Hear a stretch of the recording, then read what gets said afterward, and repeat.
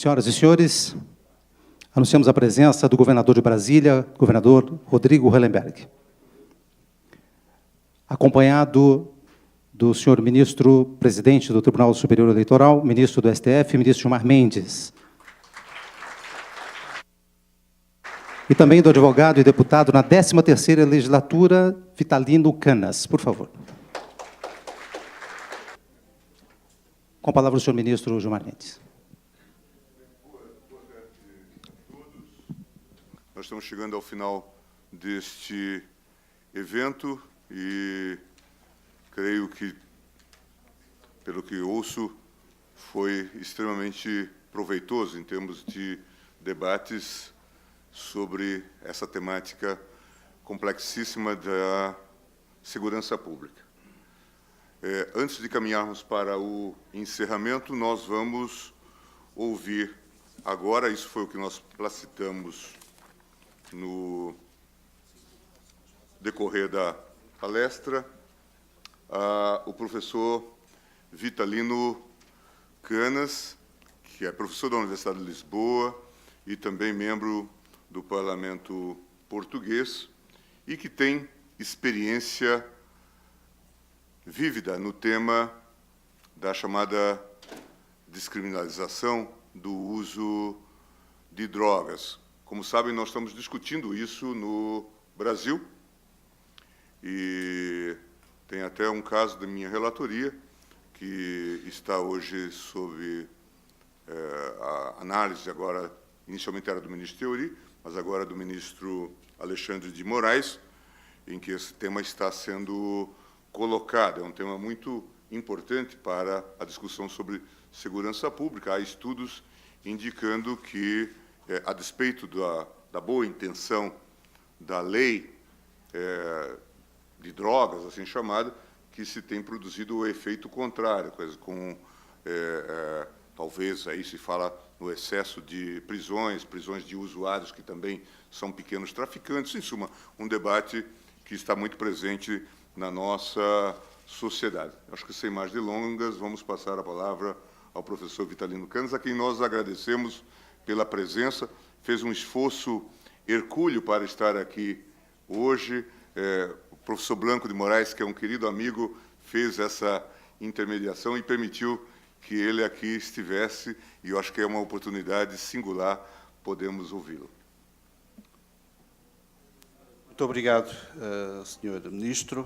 Eu tenho um PowerPoint para acompanhar a minha intervenção, já está aí, mas queria começar, antes de fazer essa apresentação, começar por agradecer o convite para vir versar perante vós este tema, convite honroso do Sr. Ministro Gilmar Mendes, que, como muitos saberão, é quase tão conhecido em Portugal como no Brasil. É um autor de referência no direito constitucional, no direito público. Eu próprio já por várias vezes recorri a obras suas para conhecer a realidade jurídica brasileira, num livro que vou apresentar na próxima semana, editado pela editora Almedina, um livro sobre o princípio da proibição do excesso ou da proporcionalidade, como muitos o conhecem, ou da razoabilidade, como aqui no Brasil também é mais conhecido, um livro sobre esse tema. Encontrarão, aqueles que um dia tiverem a possibilidade de o consultar, encontrarão lá citações variadas da jurisprudência e da doutrina do ministro Gilmar Mendes. Portanto, é para mim uma honra também, por me ter habituado a admirá-lo como autor cientificamente impecável no plano do direito constitucional e do direito público. É também uma honra estar aqui ao seu lado e fazer esta intervenção. O Sr. Governador também saúdo, que sou professor na Faculdade de Direito de Lisboa, que sou deputado na Assembleia da República, o Parlamento Português, na 13ª legislatura, mas já era deputado nas anteriores, sou deputado há cerca de 20 anos, quase 20 anos, mas, sobretudo, eu creio que o interesse que possa despertar a minha apresentação resulta de ter sido responsável pela política das drogas do governo português, era membro do governo, de um governo português presidido por António Guterres, hoje secretário-geral das Nações Unidas. Na altura de 1999, 2002, eu era membro desse governo e tinha a meu cargo a responsabilidade pelas políticas das drogas. Portanto, parte da reforma de que eu vou falar aqui hoje é também da minha responsabilidade e de um grupo mais alargado que eu, nessa altura, coordenava. Estava previsto eu falar num outro painel, e esse painel era um painel sobre a relação entre as organizações criminosas, entre as drogas e o sistema penitenciário.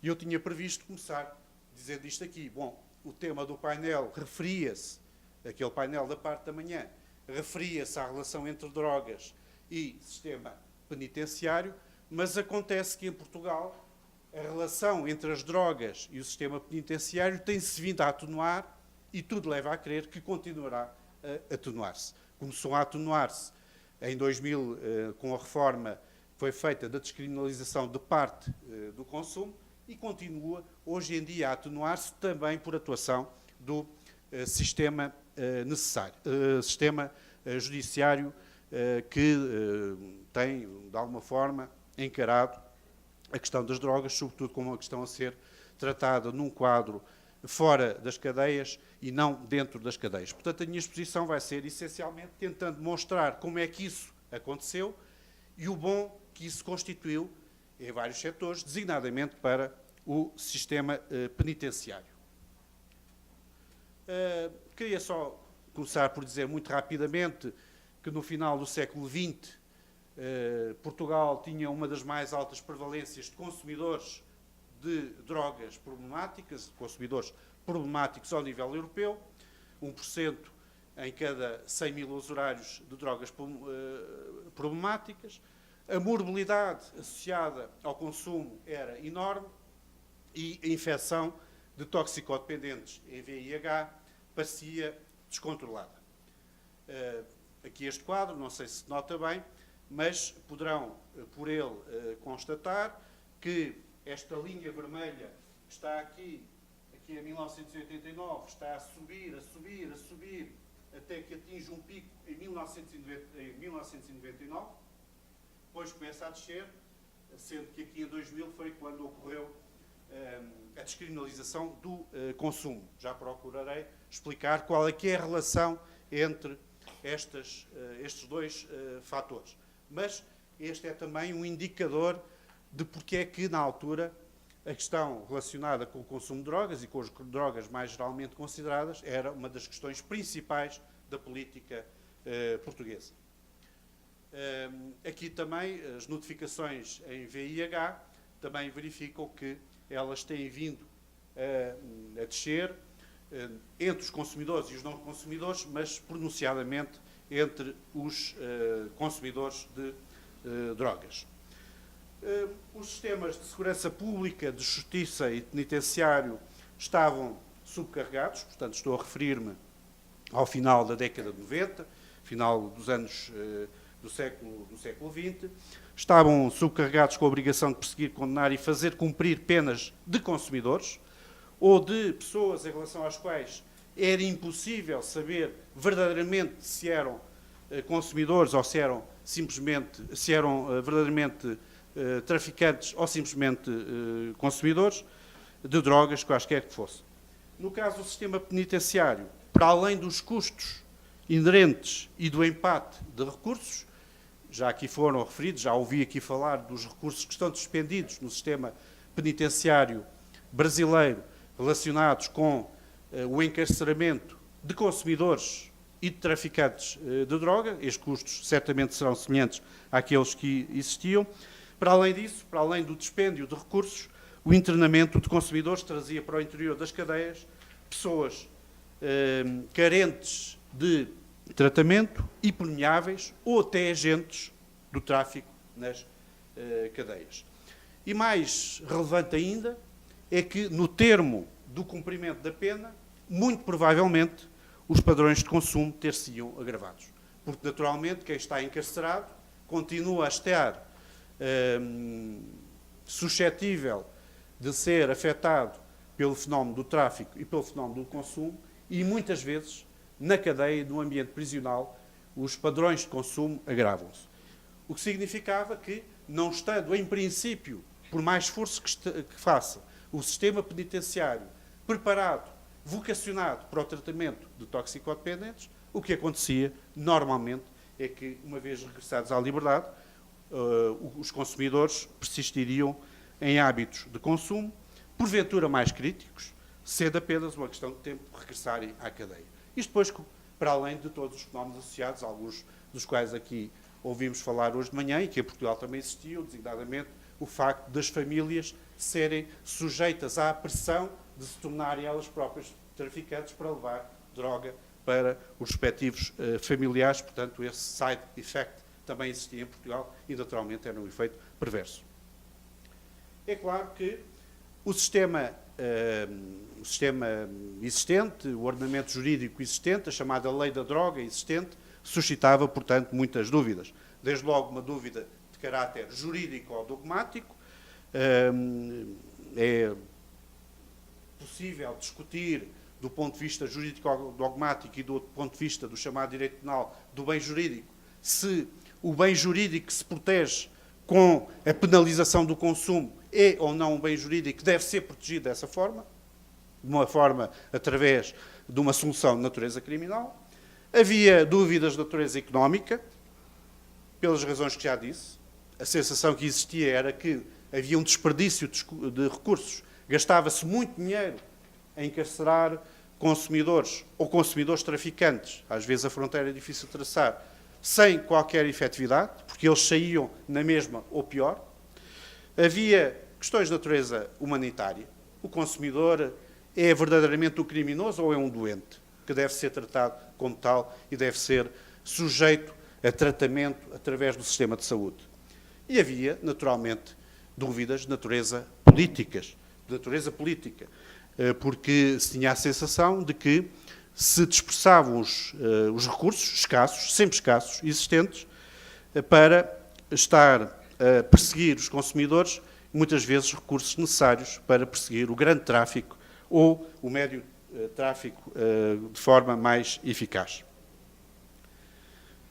Para além disso, a questão da política de drogas estava no topo das preocupações dos cidadãos, aparecendo sistematicamente, reiteradamente, no topo, nos primeiros lugares de estudos de opinião. Portanto, quando se procurava saber o que é que preocupava os cidadãos, naquela altura, lá apareciam sempre os problemas da segurança e, associados aos problemas da segurança, os problemas da droga. E depois vinham ali abaixo os problemas do emprego, os problemas da economia, os problemas da segurança social, etc. Mas, no topo, sempre as questões relacionadas com a droga.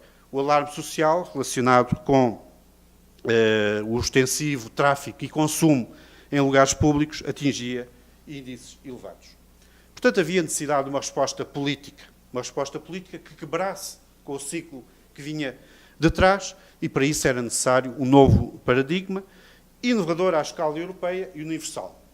E surgiu o conceito de dissuasão, que é o conceito básico em que nós centramos a nossa solução política. Do ponto de vista jurídico, a expressão deste novo paradigma foi a Lei número 30/2000, de 29 de novembro, em que se estabelecia, grosso modo, e não estou aqui a transcrever rigorosamente a lei, mas se definia, grosso modo, o seguinte: o consumo, a aquisição e detecção para consumo próprio de plantas, substâncias ou preparações, constantes de algumas tabelas da chamada Lei da Droga, que era uma lei de 93 e continua a ser, aliás, a lei em vigor, constituem contraordenação desde que não seja excedida a quantidade necessária para o consumo médio individual durante o período de 10 dias. Excedendo essas quantidades, continuaria e continua a haver lugar a procedimento criminal. Portanto, a primeira nota que aqui queria deixar é que, ao contrário do que na altura muitos, não compreendendo bem a reforma, disseram, não houve a liberalização do consumo. O consumo de droga continua em Portugal a ser ilícito e, portanto, suscetível de sancionamento. Não é, contudo, um sancionamento de natureza penal. Perante a dificuldade de distinguir entre consumidor e traficante, essa distinção é feita na lei e todos nós sabemos que existe uma valoração, que o desvalor associado ao consumo é um desvalor diferente daquele que é associado ao tráfico. Na lei penal é assim, mas o que é certo é que, em muitas circunstâncias, é difícil distinguir um consumidor do traficante, até porque essas duas condições coexistem frequentemente na mesma pessoa. Frequentemente, o consumidor tornou-se traficante para poder continuar a consumir. A partir do momento em que as suas condições de vida se degradam, o consumidor às vezes perde o emprego, perde a possibilidade de ganhar meios de subsistência e torna-se traficante também. E às vezes os traficantes que começaram a fazer pequeno tráfico e que não eram consumidores, tornam-se eles próprios consumidores. Portanto, a fronteira entre consumidor e pequeno traficante, por vezes, é muito difícil de traçar.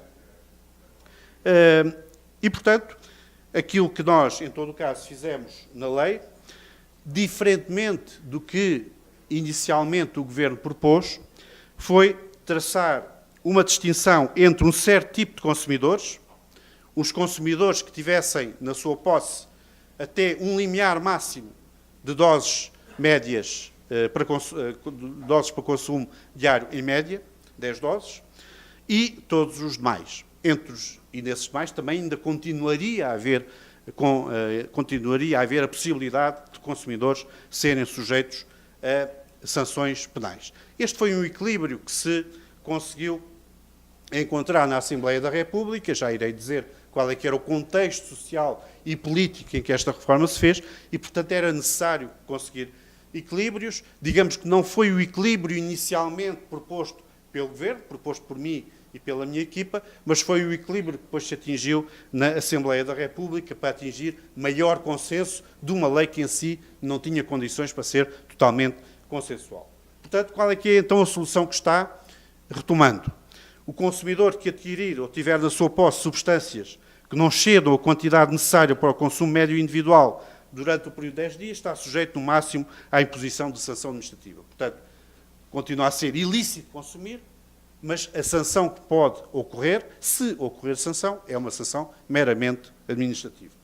Por outro lado, aquele que for encontrado na posse de substâncias que ultrapassem esse limiar está sujeito a procedimento criminal, mesmo que se comprove que é consumidor.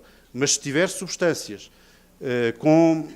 acima deste limiar, poderá ser julgado e condenado como consumidor, com a pena que está prevista na lei da droga. Foi isto que decidiu, havia dúvidas, durante algum tempo subsistiram algumas dúvidas sobre se isto era assim ou não, mas houve um acordo muito importante, aqueles que tiverem curiosidade para conhecer melhor o sistema português devem recorrer a esse acordo, um acordo do Pleno do Supremo Tribunal de Justiça português, que esclareceu essa situação. Está aqui neste slide, está aqui a referência onde está esse acordo. Queria aqui também salientar, até foi uma pergunta que, aliás, me fizeram ali fora os senhores jornalistas, queria aqui salientar que nós não distinguimos entre o consumo de drogas leves e drogas duras. Houve esse debate.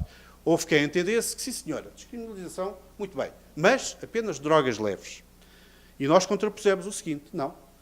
Porque, na verdade, aqueles em relação aos quais é mais necessário alterar o paradigma são, sobretudo, os consumidores problemáticos. São, sobretudo, os consumidores de drogas duras.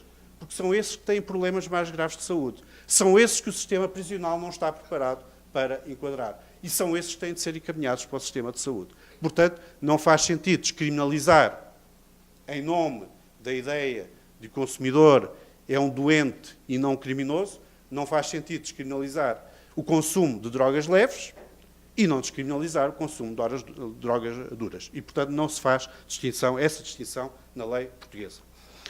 A solução adotada, baseada na distinção entre o consumidor que adquire ou que tem para consumo próprio até uma certa quantidade de estupefacientes, necessária para o consumo médio individual em 10 dias. E os demais indivíduos que recaem sob a alçada da lei, desta vez lei penal, da droga, consumidores, adquirentes, detentores, traficantes, produtores, permite fazer um equilíbrio entre dois desideratos, que era necessário fazer nessa altura. À partida, desde logo, primeiro desiderato, à partida, retira-se a maior parte dos consumidores, ou consumidores traficantes, naquela lógica que muitas vezes não é possível ou não é fácil distinguir, mesmo o juiz não consegue fazê-lo, apreciando a prova. Portanto, retirar à partida a maior parte dos consumidores ou consumidores traficantes do circuito criminal penitenciário, tratando-os primariamente como doentes ou potenciais doentes, carentes de outra intervenção que não a judiciária, com vista a criar processos de dissuasão e tratamento de reabilitação que possam obstar a que o consumo persista. Mas, por outro lado, manter situações de ilício penal para aqueles que, pela quantidade de estupefacientes possuída, poderão estar mais perto das situações de tráfico do que de consumo, competindo ao sistema judicial fazer esse julgamento. Portanto, aí leva-se a tribunal e o juiz decide se se trata de um consumidor, se trata de um traficante e aplica a moldura penal que estiver prevista na lei. Isto é um motivo porque em 2015, portanto há 2 anos, no âmbito das decisões judiciais ao abrigo da lei da droga, se registaram 1.367 processos de crime findos, envolvendo 1.949 indivíduos, 1.694 dos quais foram condenados. E dentro destes 1.694, 76% foram condenados por tráfico, 24% por consumo, cá está, portanto continua a haver condenações por consumo, e menos de 1% por tráfico-consumo.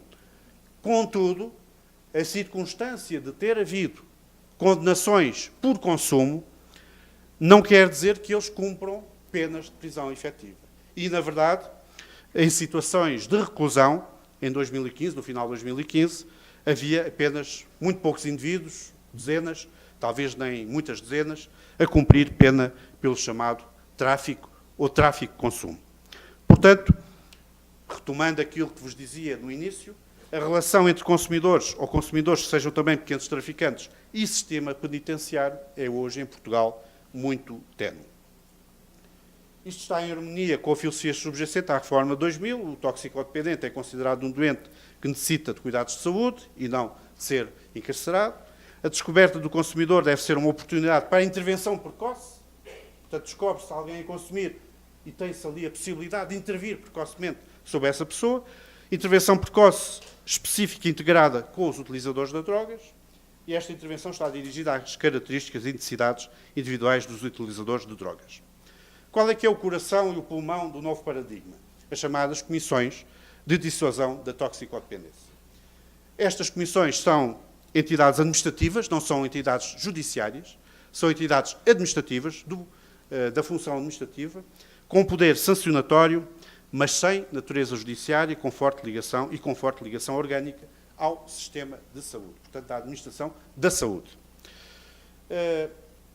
A composição destas comissões, existe em Portugal, está dividida em 18 distritos, mais 2 regiões autónomas, portanto, há uma comissão em cada distrito e depois uma comissão em cada uma das regiões autónomas. Tem 3 pessoas, são estruturas muito leves, muito flexíveis, 3 pessoas, normalmente juristas, psicólogos, profissionais de saúde, e depois tem equipas multidisciplinares de apoio técnico que apoiam a apreciação e o trabalho, as decisões das comissões. O que é que acontece, fazendo aqui uma coisa muito abreviada, já estou a alongar-me talvez mais do que era necessário, mas o que acontece normalmente é que a autoridade policial, sempre que detectar um consumidor, ou aquele que parece ser um consumidor, faz um relatório policial da ocorrência, apreende a substância ou as substâncias que estiverem na posse do indivíduo e submete esse indivíduo, esse consumidor, à comissão do prazo máximo de 72 horas. E a partir daí a questão começa a ser quase exclusivamente das comissões de droga e das comissões de dissuasão da toxicodependência. Portanto, comissões essas que preparam um relatório sobre os fatos, faz uma avaliação prévia da história dos consumos, às vezes contacta com as famílias, averigua das condições sociais e familiares, avalia a motivação para a pessoa deixar de consumir. Depois, se for um jovem de 16 anos que foi encontrado a consumir numa festa da escola de finalistas, com certeza que o tratamento vai ser diferente se for um consumidor de heroína injetável encontrado numa rua de rastros e a necessitar do tratamento. Portanto, tem de haver ali, e estas estruturas estão preparadas para distinguir as várias situações e para definir para elas qual a melhor solução. e, portanto, decidem de acordo com a avaliação que façam. Depois podem suspender o processo, a situação do miúdo de 16 anos que é encontrado, que fica completamente desvairado por ter sido encontrado, com medo do que os pais vão fazer, etc.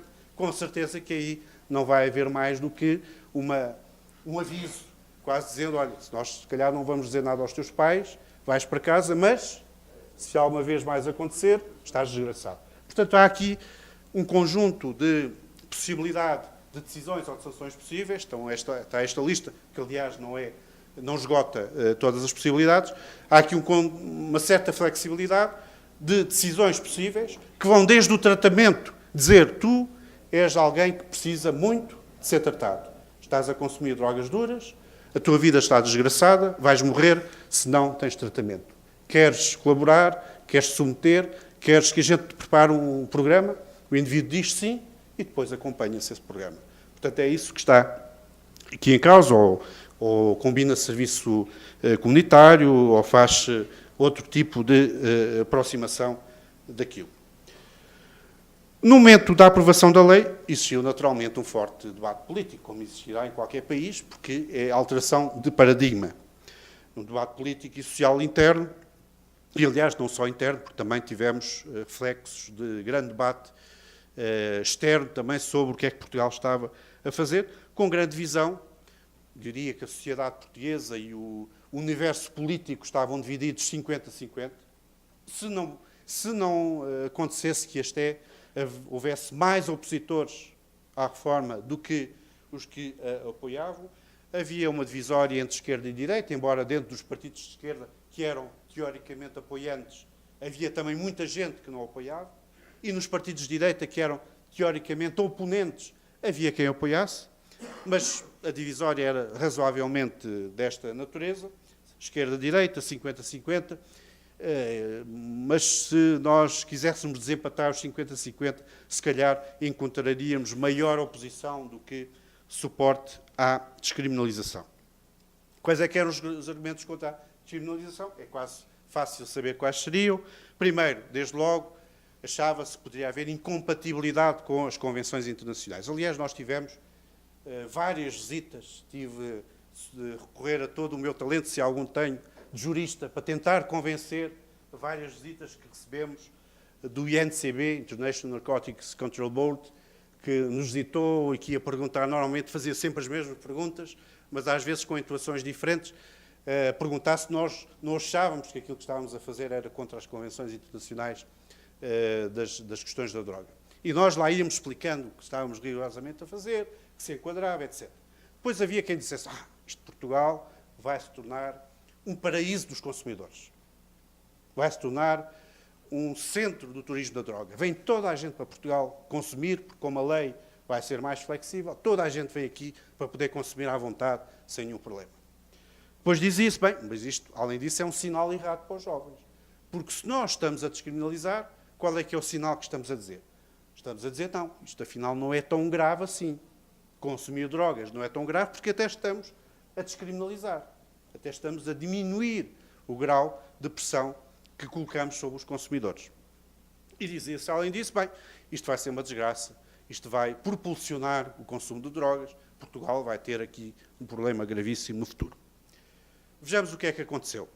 E já é possível fazer alguma avaliação, uma vez que já decorreram 16 anos depois da entrada em vigor da Lei 30/2000, que entrou em vigor em 1 de julho de 2001. Foi necessário também uma preparação. Esta lei não podia entrar em vigor em 2 meses. Teve de se fazer uma preparação, criar as comissões de dissuasão, preparar tudo adequadamente e, portanto, houve aqui um período de vacatio legis bastante extenso. Entrou em vigor em 1 de julho de 2001. E suscitou um grande interesse internacional pela solução portuguesa. Aliás, contando aqui muito brevemente um episódio, há 2 anos, visitei o Sr. Brzezinski, Zbigniew Brzezinski, uma pessoa muito interessante, muito importante, que ocupou cargos importantes na administração americana. Encontramos na Califórnia, eu e um grupo de pessoas da Assembleia Parlamentar da NATO, de que sou membro, e ele, que era um homem interessantíssimo, tinha na altura 83 anos, eu acho que ele morreu com 85, morreu há poucos meses, um homem interessantíssimo que falava sobre tudo, uma hora ali cravados no chão a ouvi-lo. E, de repente, ele começa a falar das questões relacionadas com a geopolítica da droga. Como é que a geopolítica da droga estava a afetar os problemas mundiais. E, no meio dessa conversa, começou a falar da solução portuguesa. Falando do que se tinha feito, muito bem informado, de quem tinha feito. Começou, aliás, a falar do responsável do governo português, que tinha, de umas declarações que tinha feito, sem saber que eu estava ali, aliás, nem sequer veio a saber, mas de uma forma interessantíssima. Ou seja, a solução portuguesa estava a ser estudada e está a ser estudada nos Estados Unidos. Eu tenho, aliás, vários exemplos desse interesse. Está a ser estudada na Europa, etc. Qual é que é, nesta altura, o que é que se diz sobre esta solução portuguesa? O World Drug Report 2009. Portugal é um exemplo de um país que decidiu não colocar os consumidores na cadeia e Portugal, de acordo com o INCB, continua a cumprir as convenções e os parâmetros das convenções. Depois diz, o próprio International Narcotics Control Board, digamos que é o órgão mais fundamentalista que existe em relação às convenções internacionais, são convenções que basicamente apontam no sentido da criminalização, diz o Presidente, ou disse o Presidente do INCB, em 2016, o que está aqui. Portuguese approach is a model of best practices, fully committed to the principles of the Drug Control Conventions, putting health and welfare in the center, applying a balanced, comprehensive and integrated approach, based on the principle of proportionality and the respect for human rights. Eu devo dizer que depois de ter recebido tantas visitas do INCB em 2000, sabendo aquilo que nós conversámos, tendo aqui o Presidente do INCB a dizer isto, fico completamente lisonjeado. Só posso dizer dessa forma. Depois, o boom turístico está, de facto, a haver um boom turístico nesta altura em Portugal, nos últimos 2 anos, 3 anos, um grande boom turístico nas grandes cidades portuguesas, mas não tem nada a ver com turismo de drogas, nem com paraíso de drogas. Não há ninguém que vá a Portugal para consumir o que quer que seja em termos de drogas. Nem me parece que Portugal possa sequer oferecer grande mercado para essas pessoas. Em relação às tendências, houve um pequeno aumento do uso de substâncias ilícitas, portanto, a tendência entre adultos, mas redução do uso de substâncias ilícitas entre os adolescentes, com alteração recente de alguns padrões de consumo. Redução muito importante da prevalência do consumo por via injetável, que era um dos grandes problemas que existiam, de saúde pública, e também um dos principais fatores do alarme social que existia em relação aos consumos. Redução das doenças infecciosas contraídas por uso endovenoso. Redução da estigmatização dos utilizadores de drogas. Redução do peso dos utilizadores de drogas no sistema judicial. Essa manifesta e muito visível. Aumento das quantidades de drogas apreendidas, porque os recursos que estavam, de alguma forma, a ser despendidos a perseguir os consumidores, começaram a ser mais facilmente empregos no combate ao tráfico e aumento da eficácia das autoridades policiais e aduaneiras. Quantas pessoas foram retiradas do sistema de justiça e penitenciário por efeitos do novo paradigma? Temos indicadores indiretos. Este é um deles, que diz respeito ao número de processos que foram iniciados e finalizados nas comissões de dissuasão da toxicodependência. Podem ver que andam entre 10 mil e 11 mil. Portanto, isto são as pessoas que, noutras circunstâncias, estavam ameaçadas de ir para a cadeia, e o nosso sistema penitenciário não tem a mesma dimensão que o sistema brasileiro. Tenho ouvido falar de 600 mil reclusos, em Portugal são 15 mil. 14, 15 mil. Portanto, estão a ver o impacto que é 10 mil, 9 mil, 5 mil que fossem terem sido retirados do sistema penitenciário. Continua a haver alguns, obviamente, questões críticas com afloramentos na jurisprudência, e refiro aqui este, porque sei que este está a ser debatido no Brasil, designadamente no Supremo Tribunal Federal. Conheço algumas referências a isso e li aquela minuta do draft de normativo que está a ser discutido. Portanto, já vos disse aqui que, de acordo com o artigo 2º, número 2, da Lei número 30/2000, a aquisição para consumo médio e individual durante o período de 10 dias ou até o período de 10 dias não é criminalmente penalizado. O que é que se deve entender por consumo médio individual durante o período de 10 dias?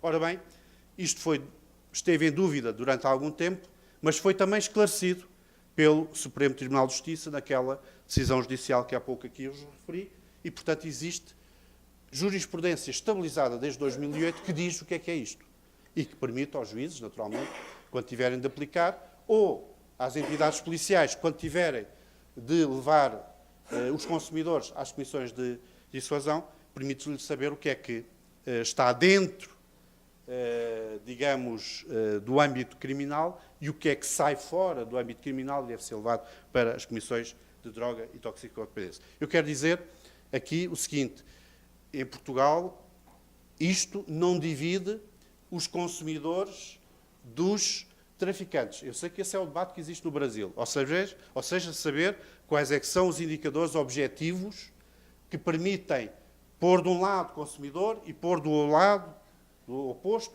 traficante. Não é essa a questão que nós em Portugal temos.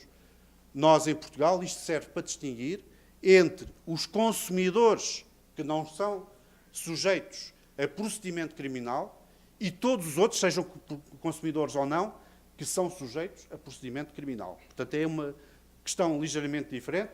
Admito que o caso português possa ser também interessante para o Brasil, mas é uma questão ligeiramente diferente daquela que está a ser discutida no Brasil.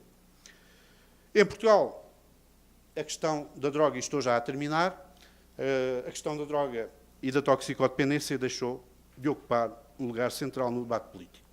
Acho que será muito difícil hoje em dia encontrar notícias de jornal, comentários de televisão, noticiários, incidentes sobre questões de drogas. Acho que, aliás, isto tem o efeito perverso de ter havido recentemente, ou nos últimos anos, algum desinvestimento neste setor que a mim, pessoalmente, não me agrada. Por outro lado, estatísticas internacionais, ainda há pouco tempo citadas no livro branco da Comissão Europeia sobre o futuro da Europa, mostram que Portugal é o 4º Estado europeu mais pacífico ou mais seguro, atrás de outros países de grande nível de desenvolvimento e grande rendimento, como a Islândia, a Dinamarca e a Áustria. Portugal vem logo a seguir como um país mais pacífico, portanto é o 4º mais pacífico da Europa e é o 5º mais pacífico do mundo. Aqui intromete-se a Nova Zelândia. Ou seja, a descriminalização pode não ter ajudado a isto, mas pelo menos não vos impediu de o sermos. Muito obrigado a todos.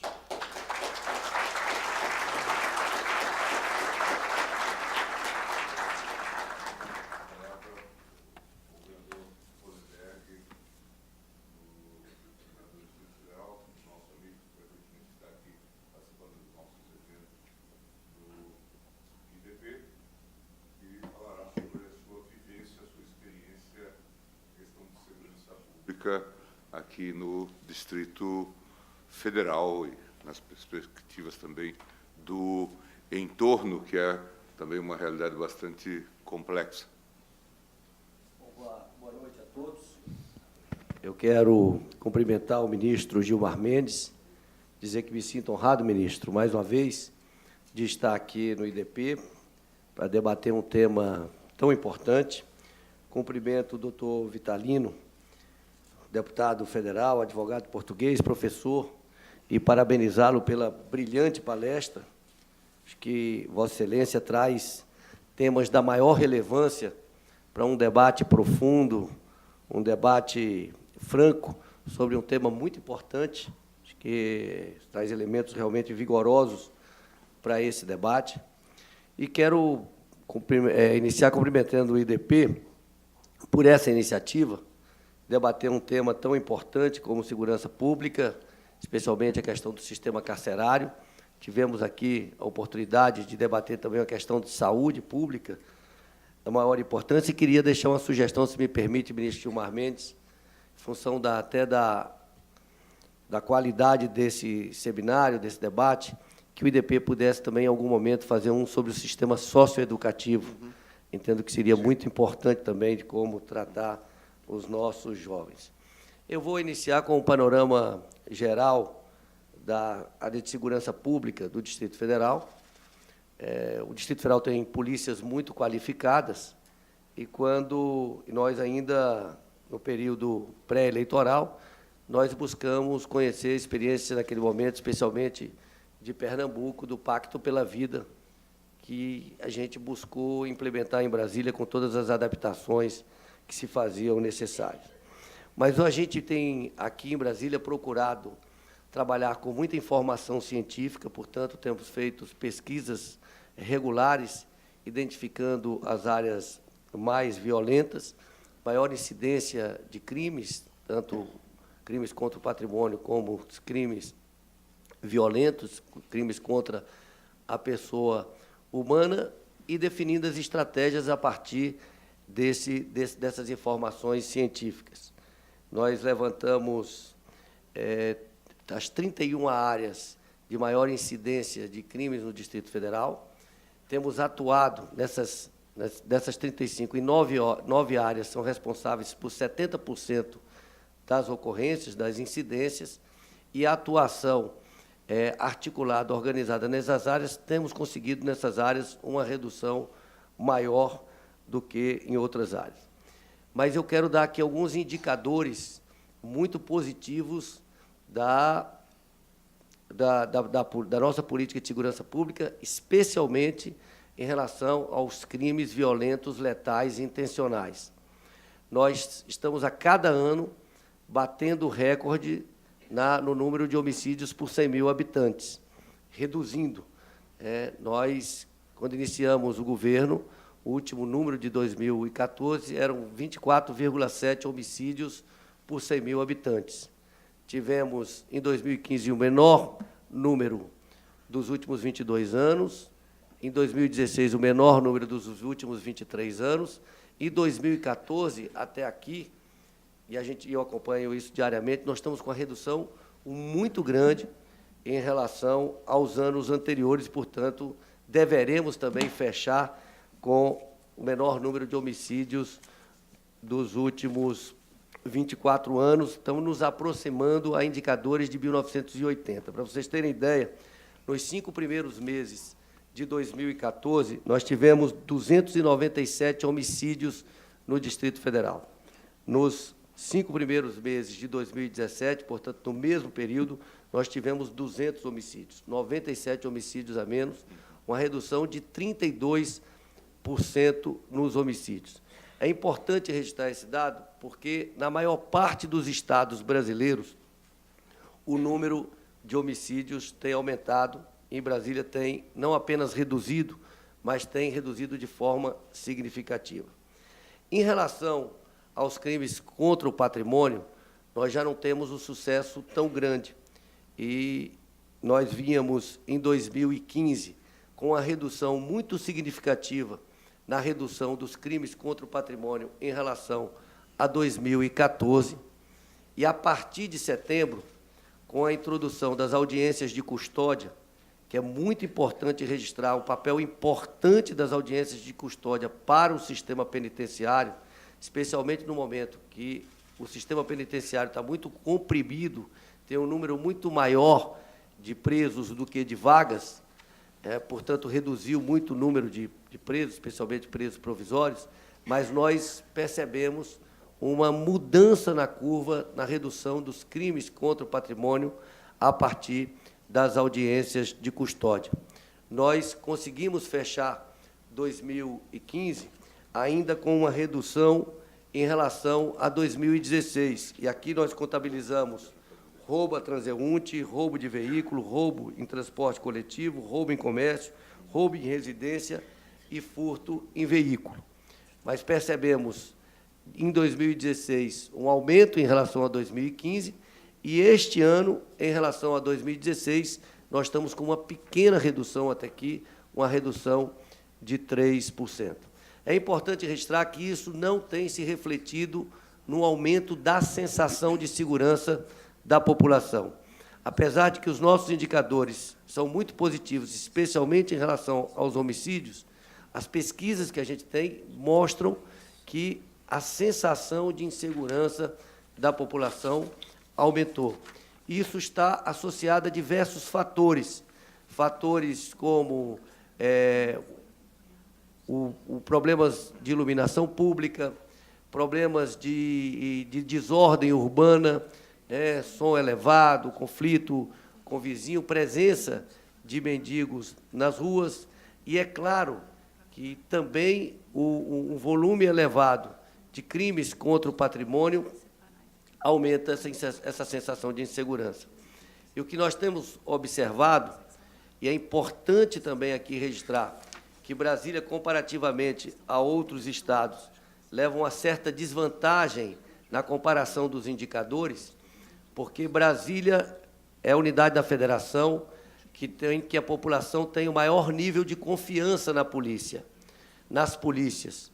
Portanto, aqui também nós temos o menor número de subnotificação de ocorrências. Portanto, isso cria uma distorção na comparação com outras unidades da federação. Mas, na maioria dos estados brasileiros, nós estamos tendo um aumento grande nos crimes contra o patrimônio, grande parte em função da própria crise econômica, do desemprego, mas o fenômeno que a gente percebe, que é o que tem nos dado mais trabalho, é especialmente os roubos contra pedestres e em coletivos, o que dá uma sensação, amplia muito essa sensação de insegurança nas diversas cidades. É importante também, para contextualizar a questão da segurança pública, que o debate sobre as mudanças nas regras da aposentadoria trouxeram impactos muito grandes na segurança pública do Distrito Federal. Nós tínhamos um efetivo, no início do nosso mandato, de 15 mil homens e mulheres, de policiais militares. Nós tivemos já mais de 3 mil policiais militares que foram para a reserva nesse período. Portanto, nós perdemos 20% da força policial, do contingente policial, em função dos debates sobre previdência. Ainda assim, a produtividade da polícia tem aumentado ao longo dos meses, tem prendido mais armas, tem prendido mais drogas, a gente percebe que há uma produtividade muito grande da polícia. Tem um outro fator que tem um impacto muito grande sobre Brasília, especialmente sobre Brasília, em outros estados é diferente, que são as manifestações políticas. Todos aqui sabem que nós estamos vivendo anos conturbados. Desde o início do nosso governo, primeiro ano, iniciou-se com a discussão do processo de impeachment, com dois lados muito radicalizados, com posições contrárias. Para vocês terem uma ideia, ministro, nós, nos 2 primeiros anos de governo, nós tivemos 151 manifestações políticas, algumas com mais de 100 mil pessoas, 200 mil pessoas, muitas vezes com posições contrárias, o que implica na necessidade de que um grande contingente, um enorme contingente de policiais militares sejam dedicados a garantir a integridade das pessoas e do patrimônio e, com isso, desguarnecendo as demais cidades de Brasília. Isso tem um impacto muito grande, especialmente também na tensão das forças policiais, no estresse das forças policiais, que, repito, a qualidade das polícias e do Corpo de Bombeiros do Distrito Federal é muito boa e, sem dúvida alguma, a melhor do Brasil.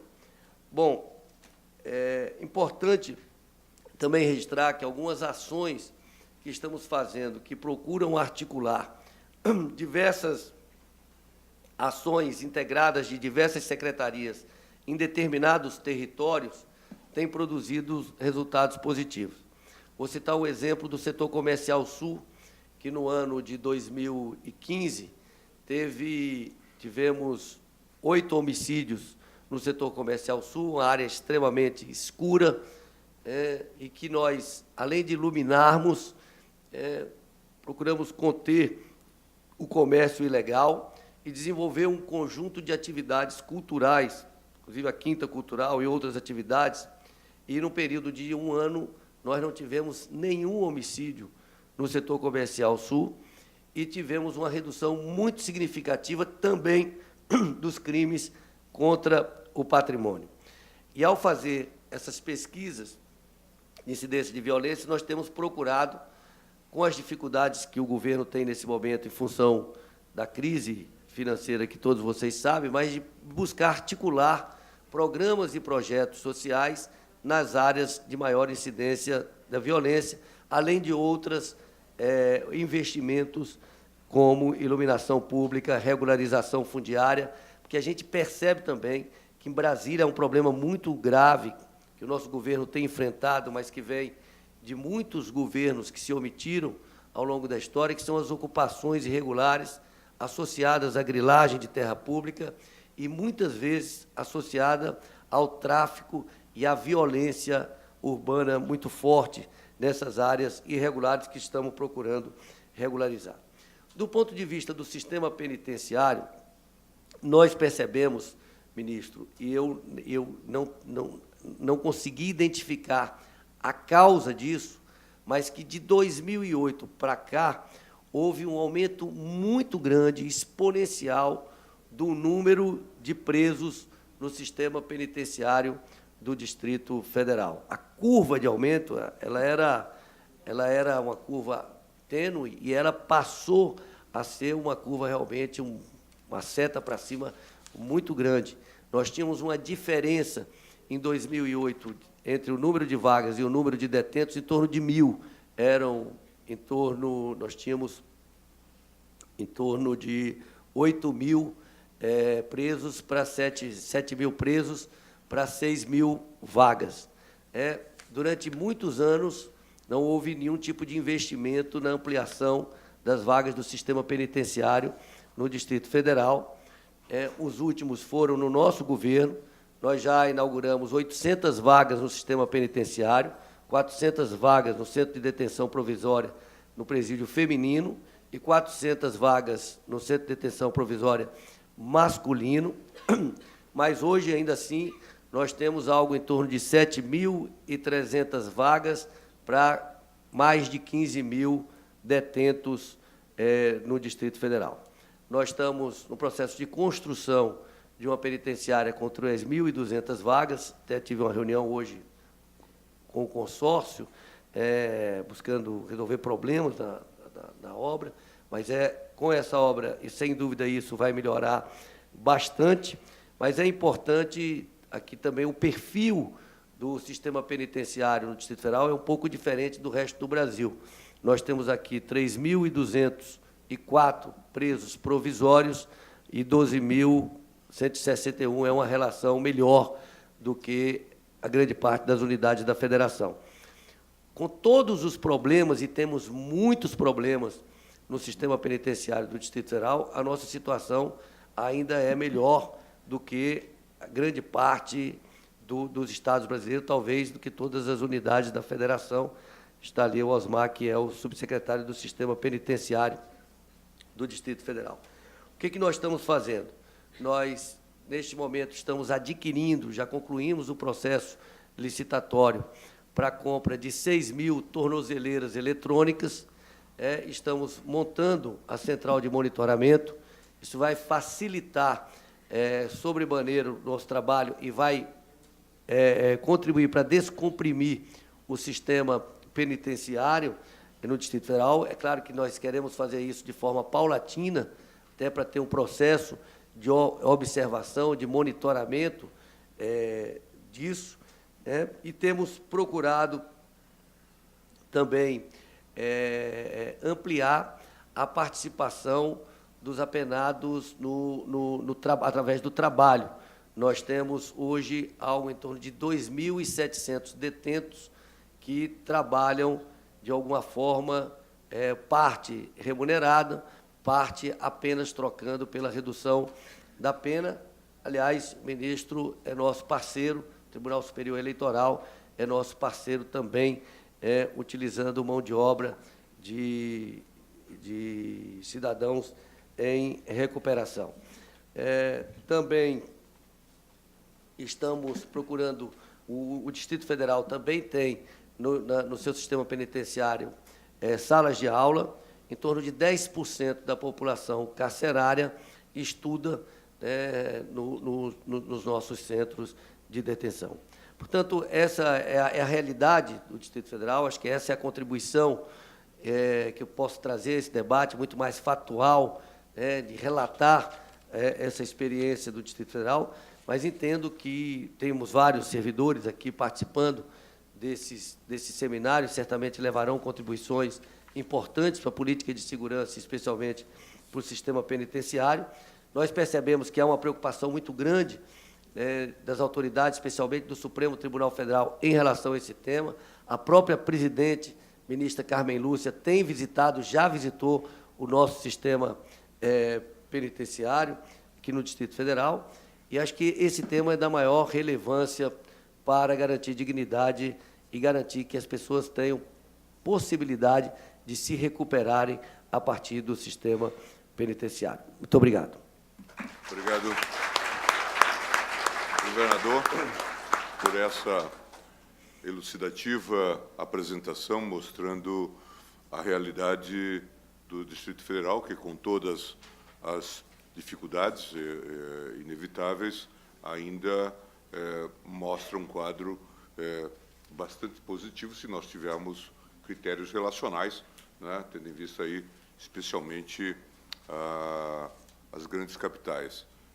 Eu estive recentemente no Recife, que era um modelo, você acaba até de mencionar, e o governador mostra agora realmente a preocupação com o recrudescimento dos índices de criminalidade. Bom, estamos chegando ao final do nosso seminário. Eu vou dar 2 palavras de agradecimento,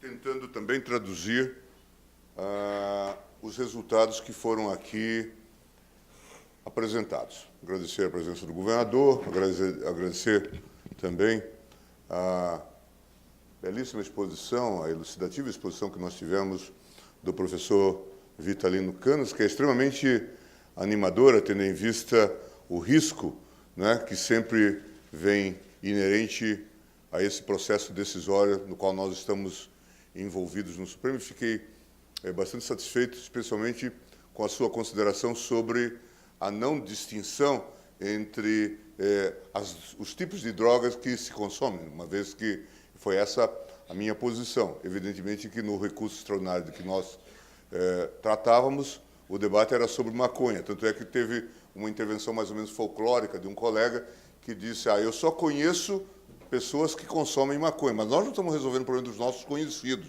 né? Portanto, temos aí essa realidade extremamente espinhosa do crack, né? Que, como o senhor certamente tem acompanhado, assusta São Paulo, né? Essa realidade aí da Cracolândia, né? que é um tema, claro que de segurança, mas é um tema de saúde pública, né? Como se tem visto.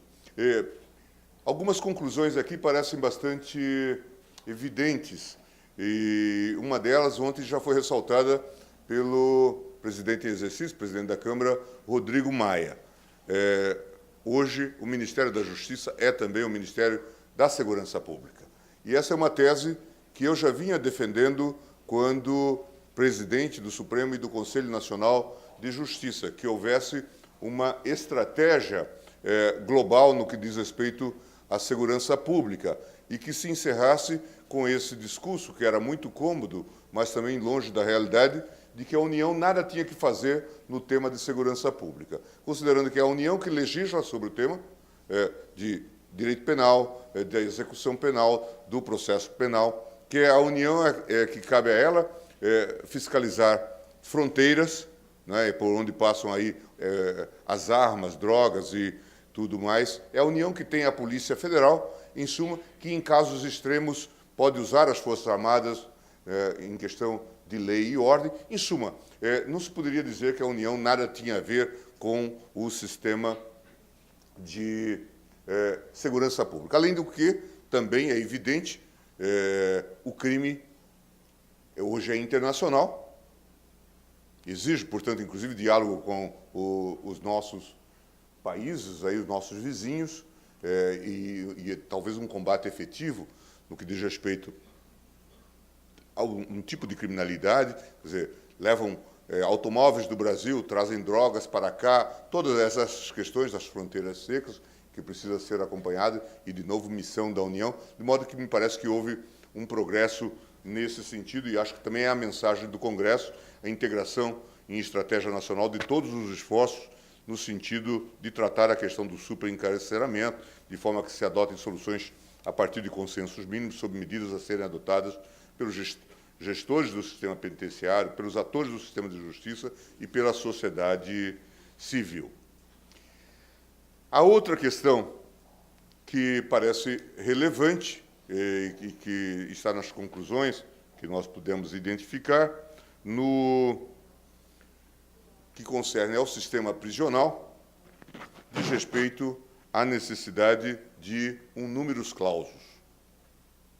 A ideia, nós temos aí 360 mil vagas, governador, né, em todo o Brasil, registradas, e temos certamente 700 mil presos ou mais a esta altura. Portanto, uma superlotação incrível. O Supremo Tribunal Federal tem se debruçado sobre esse tema, temos decisões várias, inclusive uma de minha relatoria, que discutia a questão da falta de vagas no regime semiaberto. E aí, então, vinha o dilema de cada juiz.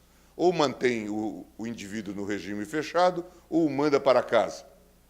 E nós acabamos por engendrar uma solução, graças, inclusive, a, vamos chamar assim, um aconselhamento técnico da professora doutora Maria Tereza Uli, que sugeriu que nós pensássemos num cadastro nacional e que só se mandasse para casa, para a prisão domiciliar, eventualmente, aquele que já tivesse avançado no cumprimento da pena no regime semiaberto, para abrir vaga nesse regime, não fazendo, então, aquele tipo de modelo de justiça tópica.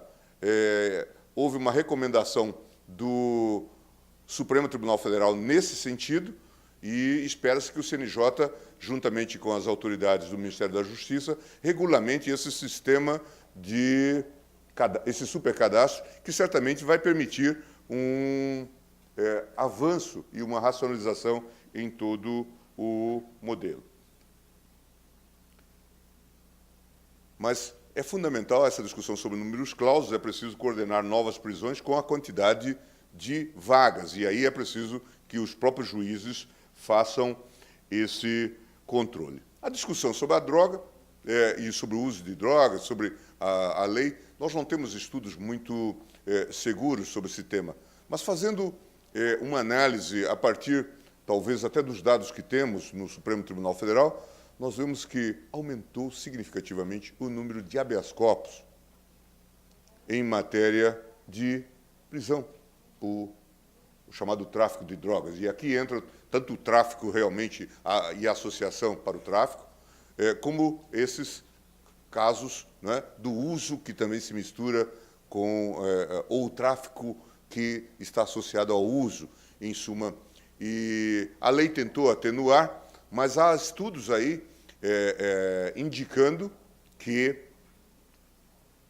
paradoxalmente, querendo fazer o bem, talvez se tenha feito o mal, na linha do Evangelho. Isto é, significa que talvez tenha, embora os propósitos da lei tenham sido positivos, no sentido de avançar para uma atenuação, uma descriminalização, criando a imagem, por exemplo, a figura do tráfico privilegiado, permitindo, inclusive, o regime atenuado prisional para o tráfico não mais pesado, etc., a gente verifica que houve, talvez, um aumento no número de prisões, a despeito da prática que também o Supremo introduziu, da chamada audiência de custódia, já referida aqui pelo governador. O Supremo introduziu, na verdade, pelas mãos do ministro Lewandowski, que adotou no CNJ a audiência de custódia. Bom, encarceramento no Brasil aumentou barbaramente nos últimos 25 anos mas os crimes de homicídio também aumentaram, indicando que uma política de endurecimento penal não vem resultando necessariamente em diminuição da violência. Uma das conclusões também que está indicada é de que há necessidade de se revisar o uso massivo de prisões provisórias. Pesquisas apontam que 1/3 dos presos provisórios são posteriormente absolvidos, o que significa que o sistema está mantendo hoje cerca de 80 mil inocentes presos provisoriamente. O sistema de controle de execução penal, já desenvolvido no Paraná e acolhido pelo CNJ, precisa ser urgentemente expandido para todos os tribunais do país, de forma a garantir que não haja atrasos na concessão dos benefícios previstos na Lei de Execução Penal. Então, também aqui é uma sugestão. E também uma outra sugestão que parece relevante é aquela, uma conclusão e sugestão, é aquela que permite que o indivíduo que entre no sistema prisional e que não seja faccionado, não pertença a organizações criminosas, ele tem que ser protegido, ele não deve ter que se vincular a qualquer facção. Mas, para isso, ter-se-ia que pensar, inclusive, em unidades específicas, evitando o seu recrutamento de pessoas para o crime organizado hoje existente. Em suma, são algumas conclusões que parecem relevantes e que nós poderemos, certamente, e faremos, submeter às autoridades para o fim de dar algum tipo de efeito prático a esse nosso debate. Também presente aqui a questão do número, da quantificação da droga, não é? Para efeito da distinção entre uso e tráfico, não é? Já falado aqui pelo professor Vitalino, que também vem sendo debatido, já tivemos outros seminários nesse sentido. Bem, eu gostaria de encerrar agradecendo a presença do governador, a presença do professor Vitalino, a presença de todos os palestrantes que aqui estiveram, de todos vocês. Gostaria de agradecer àqueles que participaram da concepção desse seminário, desde o início.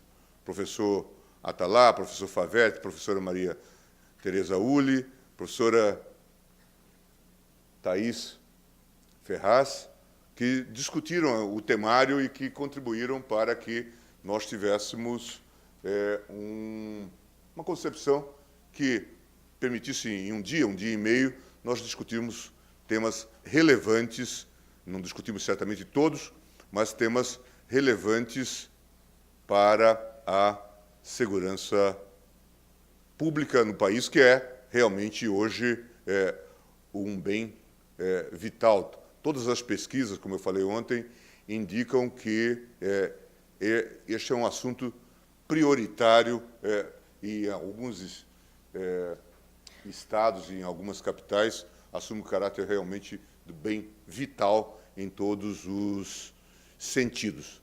E nós temos um quadro de grave insegurança pública que se agrava nesse contexto de grave crise econômica por que passa o país, mas não só isso, nós sabemos que esse quadro já vem há muito se agravando e se discute, inclusive, a etiologia, a origem dessas práticas em determinados locais. Por último, eu gostaria também de dizer, o governador fez essa referência, a necessidade de que nós pensemos modelos mais estáveis de ressocialização. Thaís, que me acompanhou lá no CNJ, sabe que essa já era uma preocupação nossa desde o projeto Começar de Novo. Agora temos dado continuidade a isso no Supremo, no próprio TSE, mas é fundamental que haja algo estruturado. Nós temos, talvez, um dos maiores índices de reincidência do mundo. Se formos confiar nos dados aí existentes, fala-se numa reincidência ao nível de 70%, alguma coisa do tipo, o que mostra que o sistema é falho e muito, talvez, disso tenha a ver com a falta de alternativa no contexto geral, né?